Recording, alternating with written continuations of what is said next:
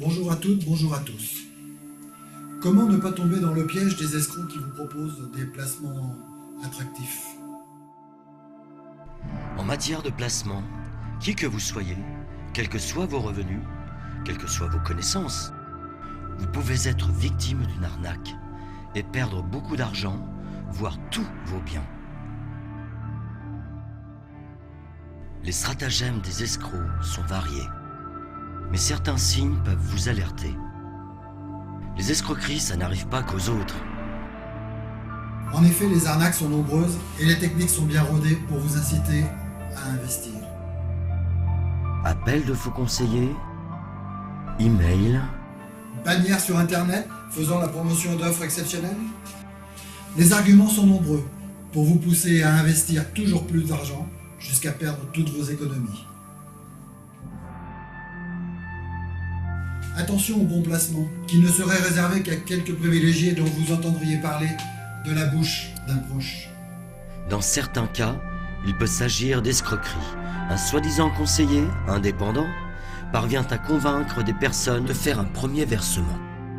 Cet argent sert à payer de faux rendements à d'autres épargnants qui, mis en confiance, en font la publicité autour d'eux. C'est ce qu'on appelle la pyramide de Ponzi. C'est une escroquerie quasiment indétectable pour les investisseurs, qui consiste pour une société financière à payer les intérêts des premiers arrivés avec le capital des derniers souscripteurs, jusqu'à ce qu'un grain de sable vienne dérégler la machine.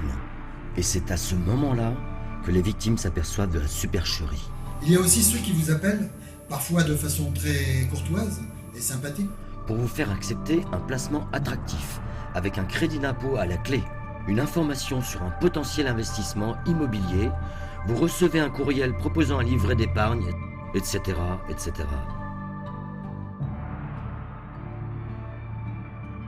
méfiance. Je vous rappelle la loi Sapin, la loi Sapin 2, qui interdit de démarcher les particuliers afin de les inciter à placer leur argent sur des placements à risque de perte en capital. Donc dans ce cas, ne donnez pas suite à ces appels téléphoniques.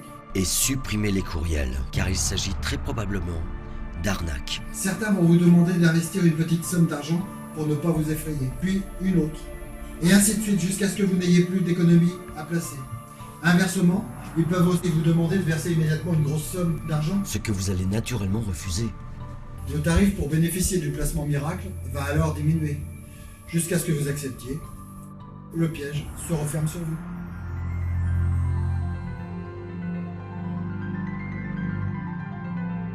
Il faut se méfier. Des discours qui présentent des rendements nettement supérieurs aux placements traditionnels. Des propositions qui ne sont valables que pendant quelques jours. Attention également si le faux conseiller vous explique que le placement est réservé à quelques privilégiés. Ou s'il vous promet des avantages en échange de vos investissements, comme par exemple une carte bancaire ou des cours de trading gratuits. Les arguments des escrocs sont nombreux et ne manquent pas d'imagination. Ainsi, avant d'investir, vérifiez que votre interlocuteur dispose des autorisations nécessaires en lui demandant son numéro d'ORIAS et en consultant le site de l'ORIAS. L'ORIAS, c'est l'organisme pour le registre des intermédiaires en assurance. Vous avez un doute, une question, appelez le Centre technique régional de la consommation Centre Val-de-Loire. Vous y obtiendrez un conseil et vous serez guidé vers les associations adhérentes les plus proches de chez vous. Merci à la Banque de France de Tours de nous avoir accueillis et merci à Mario pour avoir réalisé cette vidéo. Merci Pierre pour tous ces conseils de vigilance.